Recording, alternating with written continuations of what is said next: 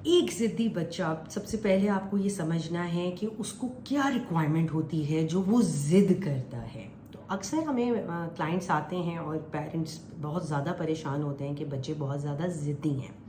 तो ये पैटर्न बनता जा रहा होता है over a period of time, और उस ऑब्वियसली जब बच्चे बड़े होते हैं तो पेरेंट्स के हाथों से वो केस बाहर होना शुरू हो जाते हैं। तो यहाँ पर याद रखिएगा, बच्चा इनिशियली तौर पे क्या चाह रहा है। बच्चा अपना कंट्रोल चाह रहा है, हर चीज़ पे आप उसको अपना कंट्रोल चाहिए कि आप मुझे यस करें। वो चाह रहा है कि आप मुझे कमांड ना करें, मुझे शायद हो सकता है चॉइसेस दें जो हम स्ट्रैटेजी में भी डिस्कस करेंगे, लेकिन कमांड नहीं चाहिए मुझे। ये बच्चे की रिक्वायरमेंट है। तीसरा, बच्चा यहाँ पर चाहता है रूल्स चेंज ना हो, चाहता है पेरेंट्स ये ना करें कि कभी यस कर रहे हैं कभी नो कर रहे हैं। What he really look forward is predictable rules from you.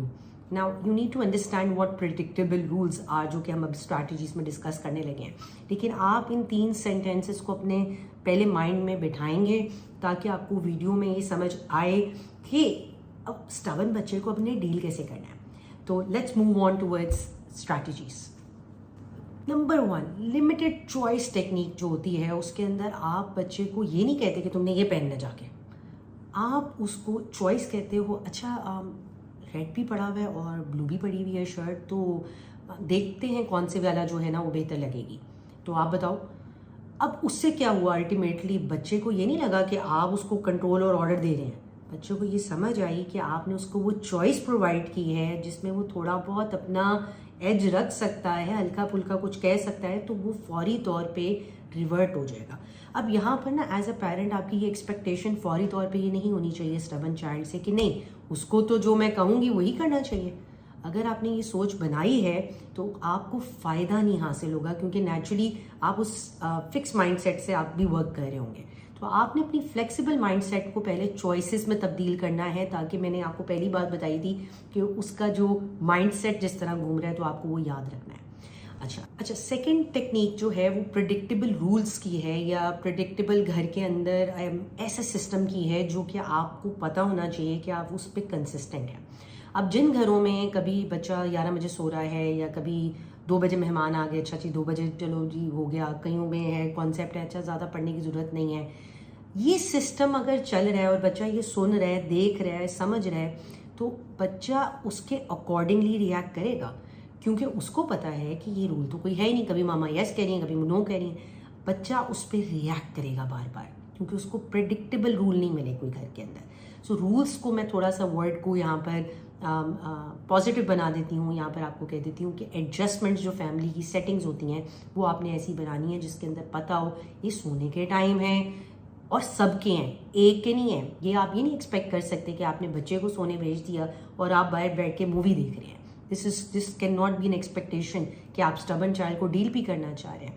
सो आपका जो सिस्टम है उसके तहत सबका रूल ये है, और उसके अंदर आपका टीनेजर बच्चा भी शामिल है, बड़ा छोटा, क्योंकि सिबलिंग्स में ऑलरेडी पहले ही इतनी राइवलरी होती है कि उसको तो आपने फ़ोन पकड़ाया हुआ है, मुझे आप सोने भेज रहे हैं। So handling when a stubborn child, you need to have some predictable system in your home with some effective rules, जिसको हम आपने बच्चे को बार बार रूल्स नहीं कहना, बच्चे को एक सिस्टम कहना है। सो नंबर 3, इमोशनल कोचिंग जो है ना वो बहुत ज़रूरी होती है। आपने ये समझना है कि बच्चा उस वक्त गुस्से के अंदर है, तो आप उसको उस फीलिंग के थोड़ा सा उसमें शॉर्टी वैलिडेशन दे सकते हैं। हाँ मुझे पता है तुम गुस्से में हो ना, लेकिन चलो लेट्स गो, मुझे पता है आप जो है ना बहुत ज़्यादा गुस्से में आ गए हैं, लेकिन चलें हम निकलते हैं, क्योंकि गुस्सा तो हमने कुछ कर नहीं सकते ना। आपने क्या किया, उस टाइम के ऊपर बच्चे को उसकी इमोशंस के बारे में अंडरस्टैंड किया। मुझे तो समझ आ रही है आप बहुत ज़्यादा रो रहे हो, लेकिन कुछ कर नहीं सकते, we have to move. So you are putting an emotional foot first in understanding कि अच्छा मैं आपकी इमोशंस को समझ रही हूँ। ठीक है। फोर्थ टेक्निक जो बहुत यूजफुल है वो है आपकी लो टोन कमांड। आप जब वही चीज़ गुस्से में कहते हैं, चीख जला के कहते हैं, क्योंकि नेचुरली गुस्सा आ जाता है, लेकिन उस गुस्से को अगर आप कंट्रोल करके अपनी टोन डाउन करके वही बात करेंगे तो आपको बहुत ज़्यादा अफेक्ट उसका मिलेगा। यस, अगर आप रोज़ चीख के कर रहे हैं तो बच्चा ढीठ बन जाएगा। ठीक है, तो let's clear this rule out. बहुत सी हमें मदर्स कहती हैं नहीं वो बच्चे तो सुनते ही नहीं है, क्योंकि जब तक हम चीखे चलाएंगे नहीं तो बच्चा सीधा नहीं होता। वो अल्टीमेटली क्या करेगा, उसको ढीठ बना देगा। तो आपकी जो थ्रेशोल्ड है ना चीखने का, वो कभी कभार होना चाहिए। चीखने से मुराद जो आपको समटाइम्स स्क्रीमिंग की बहुत ज़्यादा हैबिट है, तो उसके अंदर आपको थ्रेशोल्ड वो पूरा करना ही है, तो उसको कभी कभी करें, रोज़ रोज़ नहीं करने की ज़रूरत। तो यहाँ पर आपका ये टेक्निक बहुत ज़्यादा वर्क करती है। हाँ नहीं, अब हमने सोने तो जाना है, कुछ कर तो नहीं सकते, नहीं हम सोने जाना है। बच्चे को क्या चाहिए, फ्यूल टू फायर। अब तो वो रिएक्ट करेगा ही करेगा। Lastly thing which is very important, to be consistent. अक्सर हमने देखा है कि मदर्स और फादर्स कंसिस्टेंट नहीं रहते, एक पेरेंट सेम पेज पे नहीं रहता, कंसिस्टेंसी नहीं रहती, जिसकी वजह से बच्चा अगर ग्रॉसरी स्टोर गया है तो अगर मदर ने एग्री कर दिया तो फादर शायद डिसएग्री कर गए, मदर ने ओवरली एग्री कर दिया, हाँ ये नहीं मेरा बेटा लाल मेरा, अब उसको तो वो चीज़ मिल गई। अब एक पेरेंट ने किया, कंसिस्टेंसी नहीं रही, तो वो जब चीज़ उसको मिल गई, उसको मौका मिल गया, नेक्स्ट टाइम मैं दोबारा आऊँगा, मैं दोबारा करूँगा। तो being consistent on some of the concerns, जो पेरेंट्स बोथ पेरेंट्स हैं, आप दोनों को कंसिस्टेंट रहना है कुछ चीज़ों के ऊपर।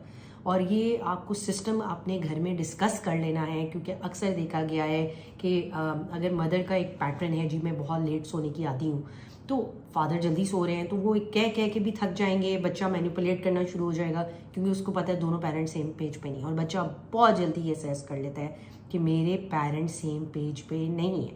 तो अब this is a message to all the parents कि आप पैम्पर ना करें। एक्स्ट्रा पैम्परिंग या ओवर प्रोटेक्टिवनेस इधर काम ख़राब कर जाएगी। सिस्टम के तहत चलेंगे तो आपने एक अच्छे तरीके से स्टबर्न चाइल्ड को डील कर लेना है। अच्छा, इसमें एक बहुत ज़रूरी चीज़ यहाँ पे ये है कि अक्सर मैंने देखा है कि कुछ पेरेंट्स इस पैम्परिंग ना करने के चक्कर में बहुत ज़्यादा हार्श भी हो जाते हैं। हार्शनेस से बच्चे डील नहीं होते, बच्चे प्यार से अटेंशन बिहेवियर दे के डील किए जाते हैं। अगर आप कहेंगे कि नहीं तुमने ये करना ही करना है क्योंकि तुम मेरी औलाद हो, मैं तुम्हें कह रहा हूँ, तो ये जो अप्रोच है ना, ये अप्रोच बहुत परफेक्शनिस्टिक अप्रोच है, और इससे आप कभी भी रेस बच्चा बहुत ज़्यादा इफेक्टिव नहीं कर सकते, प्रोटेक्ट नहीं कर सकते, उसकी लॉन्ग टर्म में जाके बहुत ज़्यादा नुकसान शुरू हो जाएंगे।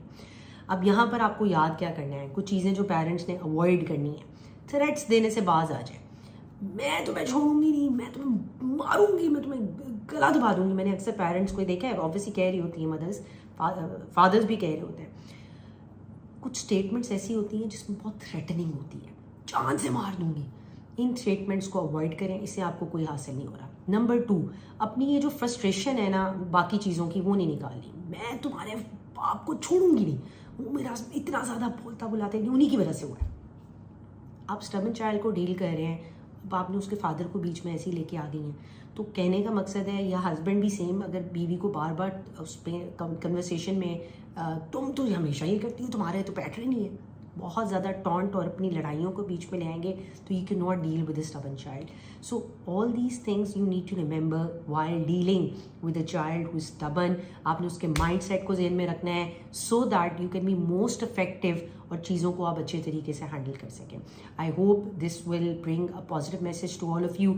Subscribe for this channel and you will be available. आपको बहुत सी और वीडियोज़ इस तरह की दी जाएंगी जो कि बहुत प्रैक्टिकल टिप्स के साथ। Thank you.